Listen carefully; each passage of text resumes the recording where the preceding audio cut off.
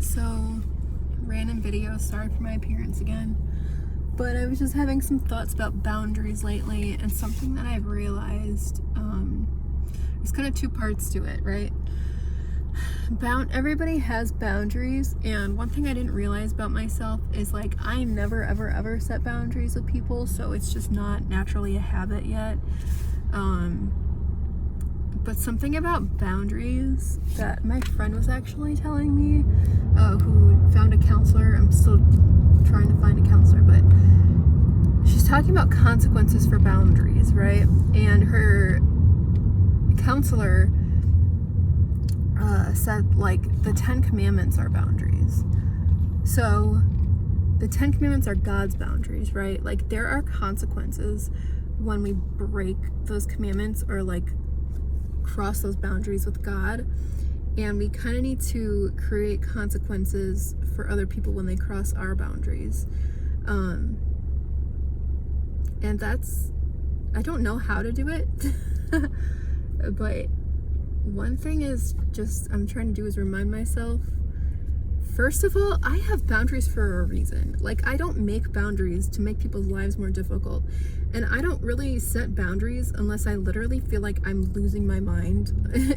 Like if you like, it's not even like an optional boundary, like I'm going to decide to set this boundary. It's like if you cross this boundary that I only really put up as a last resort, like I'll actually lose my mind. Like I don't even know how to explain it. And so now it's like I feel God is helping me work through that and figure out, jeez, traffic is crazy like the last couple days, and figure out like the consequences of those boundaries in the moment, right? Like I know this is like from God because there's no way I could do this alone. Like I can't do anything alone, but boundaries are actually like biblical in a way. And I've been seeing a lot of stuff lately where we kind of have this like psychology language for things that really are just like natural laws of having a relationship with God. I don't know if natural laws is the right way to put it, but maybe you understand what I'm saying. Like this is the way that it is, and the more you have a relationship with God, you don't even have to understand it. It's just like a lot of science explains creation, and in some ways I feel like modern psychology is getting so much better, and people are kind of getting away from just being like a Jungian or Freudian and all these like weird, let's go back and relive every trauma you've ever had and discuss it, and like just re-traumatizing yourselves. And it's like, I don't know, just lately God has been giving me a lot of really good information and just speaking to me directly. And like boundaries is definitely the word at the moment for me, my friends, my coworkers, my relationship with God, and just creating consequences for those boundaries when people push or cross our boundaries. Boundaries are a good thing, and we all need boundaries, and we have to remind people that we have boundaries. So if you're like me and you feel like if you're inconveniencing people, or you feel like you let people push you and push you and push you and push you, and then you snap and you react, that's called reactive abuse. You need to just learn to set boundaries, and that there are consequences for those boundaries, and then decide what those consequences are, and just learning like me just to like not react when people cross my boundaries. Like just don't react to it,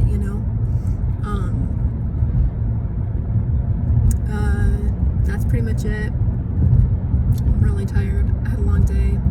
My boss just like yelled at me. Like she literally came in, I came into work this morning, and she just like put her finger in my face and was like this, and just, it was a wild day. And that was one of my boundaries being crossed, and I told myself in the beginning, if anything like that happened, I am pretty much done, and I'm here until things like that start happening. And so that was a work boundary, and I just have a feeling, just because of patterns in my relationships lately, that a couple other boundaries are going to be crossed today. I already feel it right now in my body and my nervous system.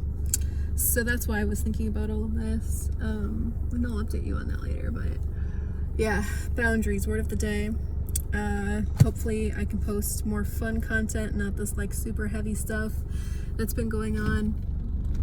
I am back on my diet. I took a little break for the last like week and a half, maybe 2 weeks. It was just eating like in maintenance, but like at maintenance or like 300 calories below maintenance. So I'm trying to do 1250 again for the next like 3 days. I lost 7 pounds in a week and a half. I'm so proud of myself and thankful to God because I was asking him for help with that, and definitely with some divine intervention with that as well.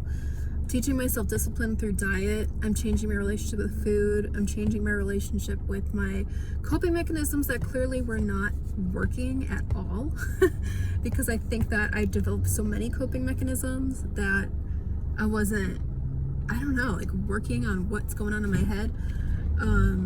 So that's been really good. I feel like I use food to deal with so many things, and now that God is helping me with this this addiction of mine and this like escape,